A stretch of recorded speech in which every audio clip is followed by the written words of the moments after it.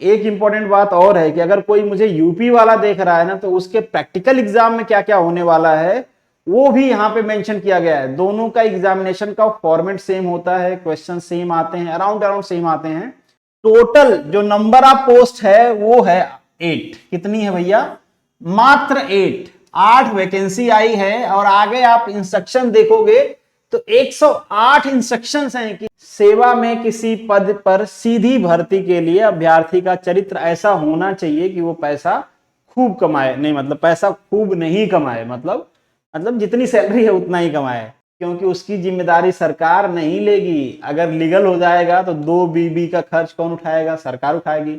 आप चल बसे बीच में तो दोनों लड़ रही हैं कि सरकार नौकरी हमको चाहिए, पेंशन हमको चाहिए, सरकार किसको किसको देगी। एक बच्चे ने लिखा था कि मैं कई बार से ये पेपर दे रहा हूं, फेल हो जा रहा हूं, मुझे पता है तुम लोग मुझे इस बार भी फेल करोगे, और पिछली बार जो तुमने क्वेश्चन पेपर दिया था इस बार मैं वो पढ़ के आया हूं। गाली के साथ लिखा था, मैं गाली नहीं बता रहा हूं। डियर एस्पिरेंट, मनु एकेडमी के जॉब अपडेट में आप सभी लोगों का स्वागत है। आज जो हमारा डिस्कशन होने वाला है ये है यूके का। वो यूके यूनाइटेड किंगडम वाला नहीं है, ये अपना वाला है, उत्तराखंड वाला। ठीक है, यहाँ पे रीजनल इंस्पेक्टर की वैकेंसी आई है। यूपी और उत्तराखंड दोनों सेम है, बाकी जगह पे इनको मोटर व्हीकल इंस्पेक्टर या फिर असिस्टेंट मोटर व्हीकल इंस्पेक्टर कहा जाता है, पर यूपी में और उत्तराखंड में इनको रीजनल इंस्पेक्टर कहा जाता है। कुछ अलग नहीं कर रहे हैं तो कम से कम नाम अलग रख लेते हैं, वही रख के खुश हो जाते हैं। खैर, इसकी जो पोस्ट है इसका फॉर्म फिलिंग स्टार्ट हो चुका है 7 जून से। मैं थोड़ा सा डिले हो गया हूं क्योंकि ये जो आपको सेटअप नजर आ रहा है ये हो रहा था, थोड़ा सा बिजी था, नहीं बना पाया। काफी सारे मैसेज आ रहे थे लोगों के, सर बना दीजिए। और बनाने से ज्यादा है आप ये बता देना कि सिलेबस में क्या है, कहाँ से पढ़ना है, आपके चैनल पे क्या क्या मिलेगा, तो वो मैं बता दूंगा। एक इंपॉर्टेंट बात और है कि अगर कोई मुझे यूपी वाला देख रहा है ना, तो उसके प्रैक्टिकल एग्जाम में क्या क्या होने वाला है वो भी यहाँ पे मेंशन किया गया है। दोनों का एग्जामिनेशन का फॉर्मेट सेम होता है, क्वेश्चन सेम आते हैं, अराउंड सेम आते हैं। तो यूपी का जो एडवर्टीजमेंट था उसमें कुछ मेंशन नहीं था कि आपके एग्जाम में, प्रैक्टिकल एग्जाम में स्पेशली क्या पूछा जाएगा, बट यहाँ पे मेंशन है। तो देखते रहना आप भी, आपको पता चल जाएगा इसमें कि आपके एग्जाम में क्या क्या पूछा जाएगा। ठीक है, और जो चीजें आपके लिए इंपॉर्टेंट हैं वो मैंने ऑलरेडी यहाँ पे हाईलाइट करके रखा है। बाकी चीजें जो बिना काम किए उनको निकाल दिया करेंगे। एक पॉइंट और यहाँ पे आ गया, इन्होंने कहा है कि जो भी आपके पास क्राइटेरिया है, इन शॉर्ट मतलब वैकेंसी के लिए जो क्राइटेरिया है वो सारी आपके पास 27 जून तक, मतलब जो लास्ट डेट ऑफ एप्लीकेशन है तब तक होनी चाहिए। कई सारे लोग पूछते हैं कि अभी मेरा रिजल्ट नहीं आया है, अभी एग्जाम दिया हूं, अभी फाइनल ईयर में हूं, एलिजिबल हूं कि नहीं। इसीलिए मैं यहाँ पे आपको थोड़ा सा मार्क करके बता देता हूं कि अगर इस डेट तक आपके पास वो सारे डॉक्यूमेंट्स हैं जो जो चाहिए, इसके लिए मैं आगे बताऊंगा क्या क्या चाहिए, तभी आप एलिजिबल हो। अदरवाइज कोई इफ एंड बट नहीं है भैया, आप एलिजिबल नहीं हो, सिंपल इज दैट। ठीक है, आगे बढ़ते हैं, कुछ और इंपॉर्टेंट पॉइंट डिस्कस कर लेते हैं। तो यहाँ पे एक और इंपॉर्टेंट पॉइंट है, एज सच बहुत ज्यादा इंपॉर्टेंट नहीं है, पर मैंने देखा है कि कई बार इस टाइप की क्वेरीज आती हैं कि सर अभी अभी रिजल्ट आया है और मेरे पास ना ही मेरा एप्लीकेशन फॉर्म है, ना ही मेरे पास रोल नंबर है, ना ही एडमिट कार्ड है, पता नहीं कौन सी बाढ़ आई थी उसमें सब हो गया है, बताइए रिजल्ट कैसे देखें। अब हम भी क्या जवाब दें? कहते भैया ट्राई करो, कहीं मेल आया होगा, मैसेज आया होगा, ढूंढो, कहीं पे तो होगा। तो आप वैसी हरकतें ना करें। भले इसकी हार्ड कॉपी आयोग को भेजनी नहीं होती है, बट प्रिंट करके घर में रख लें। नहीं प्रिंट करना है, सॉफ्ट कॉपी मेल करके रख लें। अगर लगता है कि आप इतना ही नॉन सीरियस कैंडिडेट हो तो किसी भाई बहन को मेल कर दें। यार इस टाइप की हरकतें अच्छा नहीं लगता कि आप एग्जाम दे दिए और बाद में ढूंढ रहे हो कि मेरा रोल नंबर क्या है, कोई बताएगा, एग्जाम आपने दिया बताएगा कौन। ठीक है, तो ये चीजें अच्छी नहीं है, आप प्रिंट आउट करके रख लेना।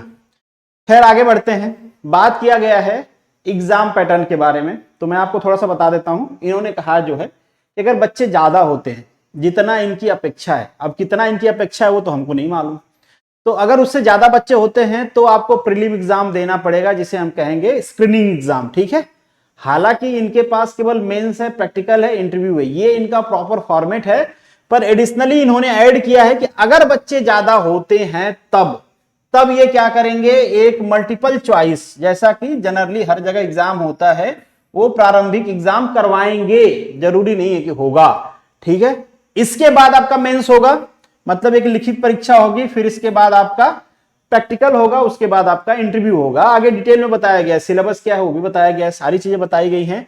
तो सारी चीजें 1 बाय 1 करके डिस्कस करेंगे, बट इन शॉर्ट चांस कमी है कि आपका स्क्रीनिंग टेस्ट हो। अब देख ही लो, जो क्राइटेरिया ये देते हैं जनरली उसमें एलिजिबल भी कम ही लोग होते हैं। और यहाँ पे तो ये भी मेंशन कर रखा है कि बाहर के लोग तभी अप्लाई कर सकते हैं जब उन्होंने या तो 10th या तो 12th में से कोई सी डिग्री उत्तराखंड से लिया हुआ है तभी।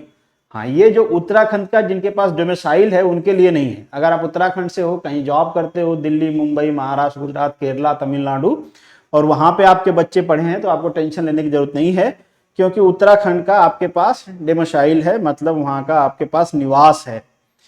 फर्जी डॉक्यूमेंट्स बना के नहीं ले जाना है, उम्मीद करते हैं कोई नहीं ले जाता होगा, ये जस्ट फॉर्मेलिटी लिखा गया रहता है, पर कुछ लोग होते हैं सूरमा, वो लेके चले भी जाते हैं। बाकी जो आपका एग्जाम पैटर्न है वो आगे परसिस्ट 2 में 3 में दिया गया है, शायद 2 में दिया गया है, और कितने मार्क्स आपको लाने हैं मिनिमम वो भी दिया गया है, वो सारे आगे हम डिस्कस करेंगे। कहते क्या है, पोस्ट का नाम क्या है, तो रीजनल इंस्पेक्टर जैसे कि बताया गया था, यहाँ पे आपको नजर भी आ रहा होगा कि रीजनल इंस्पेक्टर कहते हैं, इसके पोस्ट को डिपार्टमेंट बताया गया है। टोटल जो नंबर ऑफ पोस्ट है वो है 8। कितनी है भैया?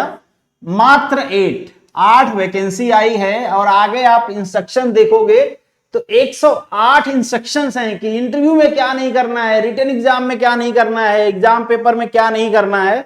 इतने सारे इंस्ट्रक्शंस हैं और वैकेंसी है मात्र 8। और यहाँ पे आपको नजर आ रहा होगा कि डिस्ट्रीब्यूशन क्या है। तो कुल जो जनरल की सीट है वो 4 है, बाकी आप देख रहे हो जो आपकी रिजर्व कैटेगरी की सीटें हैं वो भी नजर आ रही हैं। सैलरी ये ठीक ठाक देते हैं, बट सैलरी तब मिलेगी जब आपका सिलेक्शन होगा। सैलरी के लिए पहले सिलेक्शन तो लेना पड़ेगा ना, तो उसकी बात नहीं करते हैं। बाकी यहाँ पे मेंशन किया गया है, आप नंबर 6 देख लो, जिसकी मैं इससे पहले बात कर रहा था। अनिवार्य शैक्षिक अर्हता, मतलब एसेंशियल क्वालिफिकेशन क्या क्या है आपका। तो पहले 12th होना चाहिए आपके पास, फिर आपके पास 3 ईयर का 3 वर्षीय पाठ्यक्रम होना चाहिए, मतलब डिप्लोमा होना चाहिए। अब यहाँ पे एक प्रॉब्लम होगी, मान लीजिए कोई बच्चा है वो 12th के बाद डिप्लोमा किया है तो वो 2 साल का डिप्लोमा करेगा। अब उसके मन में एक सवाल आएगा कि वो एलिजिबल है कि नहीं है। तो एज सच यहाँ पे तो मेंशन नहीं है, यहाँ पे तो यही मेंशन है कि 3 साल का जो पाठ्यक्रम वाला डिप्लोमा होता है वो आपको होना चाहिए। पर इन जनरल चूंकि गवर्नमेंट ही अलाउ करती है, ये उसके इक्विवेलेंट होता है। हालांकि यहाँ पे इक्विवेलेंट भी नहीं मेंशन है, गवर्नमेंट अलाउ करती है इस तरीके के एडमिशन को। तो मेरे हिसाब से अगर आप 12th के बाद डिप्लोमा किए हो तो एलिजिबल होना चाहिए, पर मैं श्योर नहीं इस बात को लेके। कई बार कई सारे जगह अलाउ कर देते हैं, कई सारे जगह नहीं करते हैं। एक कहानी हमने पढ़ा था कि अंधेरपुर नगरी टकेसर भाजी टकेसर खाजा, मतलब कुछ भी चल रहा है। तो वैसे ही हर स्टेट की सरकारें भी चला रही हैं। बीटेक वाले कहेंगे हम एलिजिबल हैं कि नहीं हैं, तो अगेन इसका कुछ क्लैरिफिकेशन है नहीं। यहाँ पे कई सारे स्टेट में बीटेक वाले एलिजिबल होते हैं, कई सारे स्टेट में बीटेक वाले एलिजिबल नहीं होते हैं। जैसे यूपी बिहार से बाहर निकाल के फेंक दिया, राजस्थान में मुकदमा चल रहा है, मतलब मैटर कोर्ट में है, गुजरात में एलिजिबल हैं, महाराष्ट्र में एलिजिबल हैं, बाकी सारे कई सारे स्टेट में एलिजिबल हैं। तो भैया अब श्योर नहीं है कि हैं या नहीं है। कुछ और क्राइटेरिया है, मैकेनिकल भी एलिजिबल है, ऑटोमोबाइल मैकेनिकल दोनों एलिजिबल है। आपके पास एलएमबी व्हीकल का वो होना चाहिए, लाइसेंस होना चाहिए। अब कंफ्यूज नहीं होना, कई सारे लोग ये भी पूछ रहे थे कि मेरे पास एलएमबी तो है, पर ये जो एलएमबी के अलावा यहाँ पे जो बाइक का लिख रखा है ये मेरे पास नहीं है। तो आपको टेंशन लेने की जरूरत नहीं है। आपके पास अगर हैवी वाला है तो ऑटोमेटिकली आप लोअर व्हीकल को ड्राइव कर सकते हो, और उसके साथ आप एग्जाम में भी एलिजिबल हो, कोई प्रॉब्लम वाली बात नहीं है। बाकी चीजें हमारे काम की नहीं है। यहाँ पे कुछ और चीजें मेंशन कर रखा है इन्होंने, जो कि मैंने पहले ही आपको बता दिया है ना, कि आपको इन्होंने बता रखा है कि उत्तराखंड से आपका हाई स्कूल एंड इंटरमीडिएट का होना चाहिए। बट यहाँ पे जो जॉब करने वाले हैं उनको लिए इन टर्म्स एंड कंडीशंस में कुछ रियायतें दिया गया है कि अगर आप मान लीजिए वहाँ पे जॉब कर रहे हो, आपकी पोस्टिंग दूसरे जगह नहीं हो रही है, आप दूसरे स्टेट से हो, तो आपकी एलिजिबिलिटी बनती है। या फिर आप उत्तराखंड के हो और बाहर हो, वो चीज़ें मैंने ऑलरेडी आपको बता दिया है, आपके बच्चे बाहर से पढ़े हैं, तो उस केस में आप एलिजिबल हो। तो जल्दी से स्लाइड करके नीचे जाते हैं। एक चीज़ छूट गया हमारा, कुछ हाईलाइट था, वो भी देख लेते हैं क्या है। हाँ, आपकी एज, तो एज 21 to 42 है। एज में ऐसा बहुत कुछ प्रॉब्लम नहीं है। और जो as per the government rule जो आपको एज रिलैक्सेशन मिलता है वो तो मिलेगा ही, तो उसके बारे में भी डिस्कशन नहीं करते हैं, क्योंकि एज सच वो भी बड़ा इंपॉर्टेंट है नहीं। ये सारी चीज़ें आप चूँकि कॉम्पिटिटिव एग्जाम की प्रिपरेशन कर रहे हो तो आपको पता होंगी, आप लोग करते आ रहे होगे।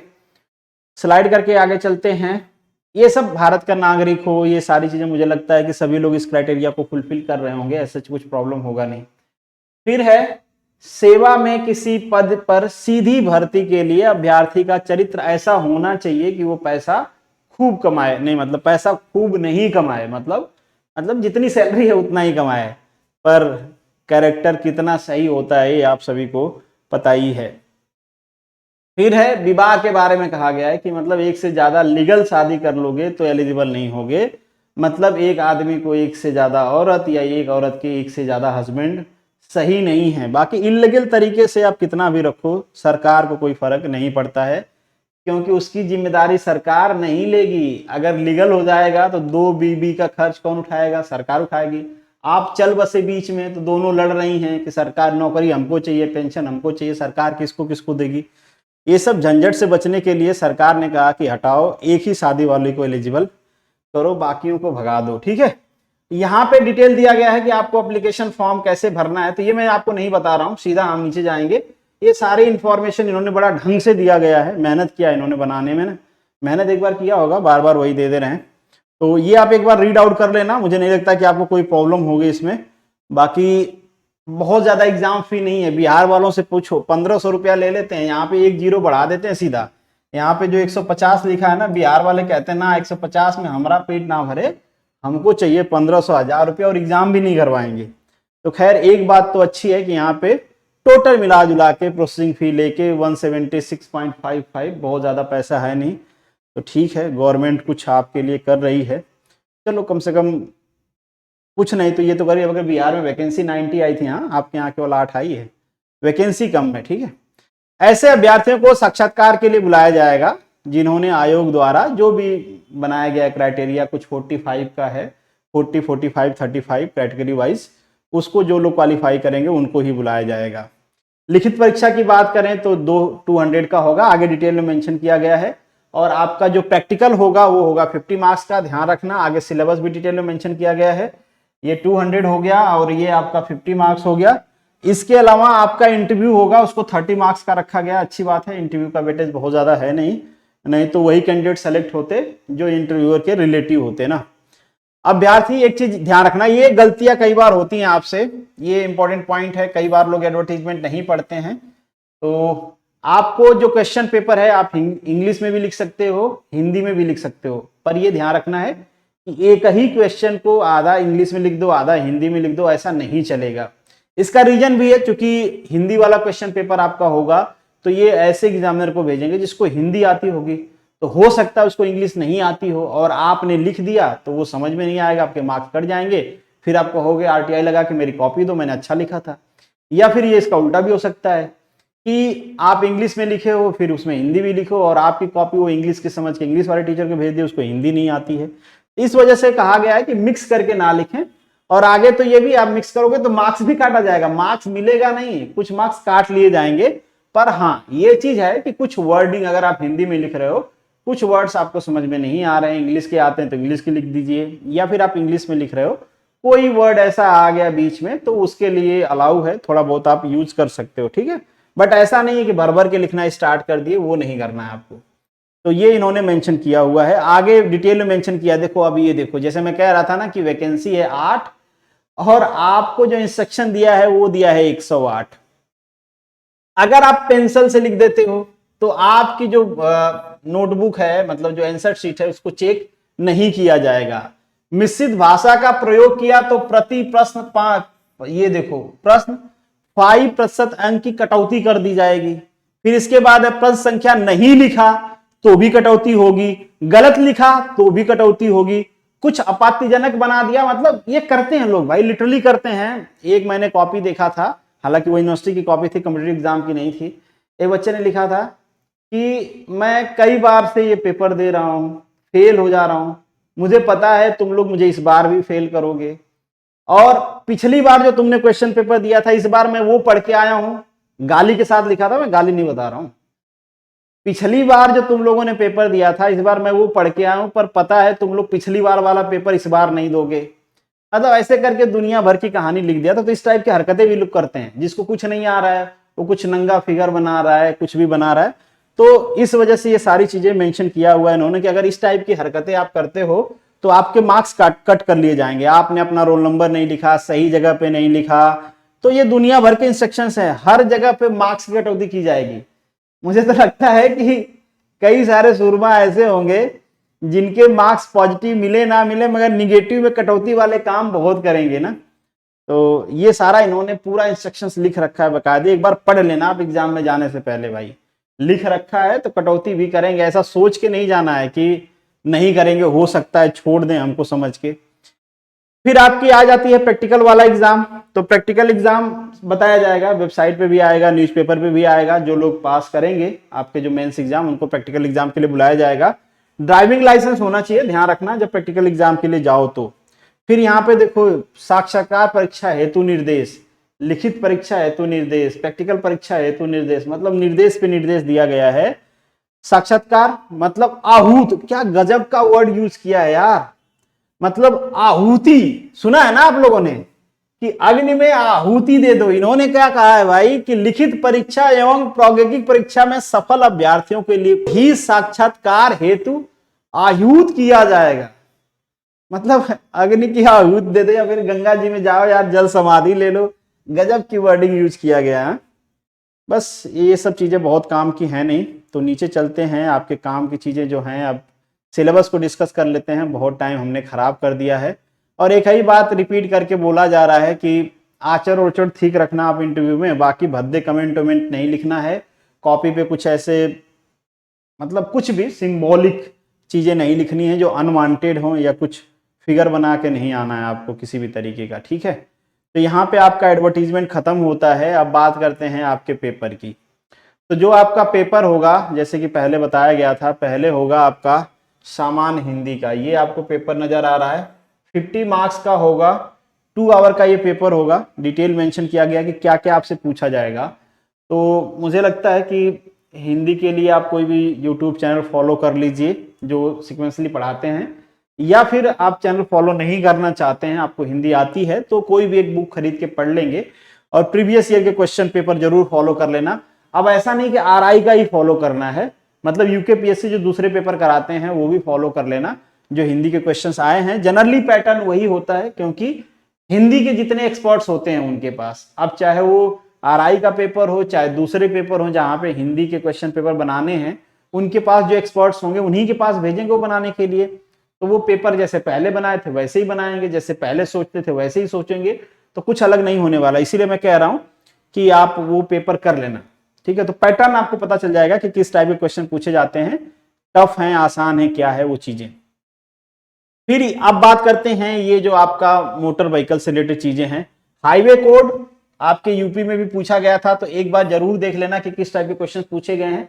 सिमिलर नेचर रहेगा यहाँ पे, क्योंकि लिखना होता है तो आपके क्वेश्चंस वैसे ही पूछे जाएंगे कि सब्जेक्टिव टाइप के हों, ठीक है। फिर ये हिंदी में ज्यादा अगर समझ में नहीं आ रहा है तो इंग्लिश वाला वर्जन भी दिया है, वहां भी चल लेंगे, ज्यादा अच्छा होगा। मोटर वाहन अधिनियम है और इसका मतलब थोड़ा उतना क्लियर नहीं हो पा रहा है, तो मैं भी चलता हूं आपके जो इंग्लिश वाला वर्जन है उसमें, ठीक है। तो ये है आपका सेकेंड पेपर। जैसा कि मैं बता रहा था आपको, हाईवे की जो टर्मिनोलॉजी है ये वहां पे भी पूछा गया था आरआई वाले, यूपी के आरआई वाले पेपर में, तो वहां से आप इसको रीड आउट कर लेना, थोड़ा आपको आइडिया मिलेगा। फिर हाईवे इंजीनियरिंग एंड टेक्नोलॉजी, मतलब कुछ 3-4 क्वेश्चन हाईवे इंजीनियरिंग से रिलेटेड आप पढ़ लोगे, उसी में से आएंगे। मैं भी बता दूंगा आपको किस टाइप के क्वेश्चन पूछे जाते हैं और सोल्यूशन आपको कैसे लिखना है। पर ऐसा नहीं कि आज मैं कह रहा हूं तो कल से बताना स्टार्ट कर दूंगा, नहीं। जब मैं थोड़ा सा फ्री हूंगा, क्योंकि अभी कई सारे कोर्सेज चल रहे हैं, तो मैं जरूर कोशिश करूंगा कि इस पे कुछ क्वेश्चंस आपको करा दूं और क्वेश्चन बना के आपको दे दूं, जैसे कि मैंने आरआई वाले में भी शायद किया था, कुछ क्वेश्चन बना के दिए थे। फिर इसके बाद आपका जो मोटर व्हीकल एक्ट है ये मैंने डिटेल में पढ़ाया है, आप चाहो तो फॉलो कर सकते हो। हालांकि क्वेश्चन वहां पे आपको ऑब्जेक्टिव नेचर के मिलेंगे, बट डिटेल में समझाया गया है तो आपको समझ में आएगा कि चीजें क्या है, फिर उसके हिसाब से आप लिख सकते हो। उत्तराखंड का जो मोटर व्हीकल रूल है वो आपको पढ़ना है, ठीक है। हर स्टेट का होता है, आपका भी है। ये को रिलेट करता है बेसिकली मोटर व्हीकल एक्ट को और सीएमवीआर को, कि किस तरीके से चीजें जो बनी हुई हैं उसका फॉलोअप कैसे लेना है स्टेट लेवल पे, ठीक है। तो पढ़ लोगे, मुझे नहीं लगता कि आपको बहुत ज्यादा प्रॉब्लम होगी। अगर कहीं पे प्रॉब्लम होती है तो आप मुझे टेलीग्राम पे या इंस्टाग्राम पे, जहां पे भी आप मुझसे कनेक्टेड हो, वहां पे मैसेज करके पूछ सकते हो। मैं जरूर आपको वहां पे हेल्प करूंगा। बाकी जो अमेंडमेंट है वो भी आपको करते रहना है साथ में, ठीक है। तो मोटर व्हीकल एक्ट का 2019 वाला अमेंडमेंट जरूर कर लेना, डिटेल में मैंने करवाया है। तो आपको हाईवे कोड पे भी मैंने कुछ बताया, क्वेश्चंस करवाए हैं। आप highway code Manu academy search करोगे तो आपको मिल जाएगा, तो वहां से आप थोड़ा आपको आइडिया लग सकता है। ऐसा नहीं कि मैंने डिटेल में करवा दिया, सब खत्म हो गया है, पर हाँ, तो आपको आइडिया मिल जाएगा कि किस टाइप का। और यूपी वाला पेपर आप लोग जरूर देख लेना। इसमें से क्या क्या आपको पढ़ना है, क्या क्या मेरे चैनल पे मिल जाएगा। मेंटेनेंस से रिलेटेड मैंने कुछ क्वेश्चंस बनाए हैं, डिटेल में वीडियोस भी बनाए हैं, वो भी आपको मिल जाएगा। रोड सेफ्टी से रिलेटेड भी बनाए हैं, व्हीकल सेफ्टी से रिलेटेड भी बनाए हैं। अब एकदम एग्जैक्टली ऐसे ही नहीं मिलेगा जो यहाँ पे मेंशन है। रिपेयरिंग से रिलेटेड भी बनाए हैं, मेंटेनेंस। तो आपको 2-3 प्लेलिस्ट मिल जाएगी, मैं वो आपको शेयर भी कर दूंगा मेरे टेलीग्राम चैनल पे, जो कि व्हीकल मेंटेनेंस से रिलेटेड है, व्हीकल पोल्यूशन से रिलेटेड है। हालांकि वहां पे जो कराया गया होगा थियरी, वो तो थियरी फॉर्मेट में ही होगा, पर जो क्वेश्चन प्रैक्टिस के लिए होंगे एमसीक्यू होंगे, पर आपको सब्जेक्टिव क्वेश्चन के फॉर्मेट में सारी चीजें लिखनी है। तो पढ़ तो लेना है, एक बार फंडा आपको समझ में आ गया तो सब्जेक्टिव हो या ऑब्जेक्टिव कोई फर्क पड़ता नहीं है। तो कुछ चीजें मेरे चैनल पे आपको मिल जाएंगी। ये जो 100 मार्क्स है आपका थर्ड पेपर का, कुछ चीजें नहीं मिलेंगी, ठीक है।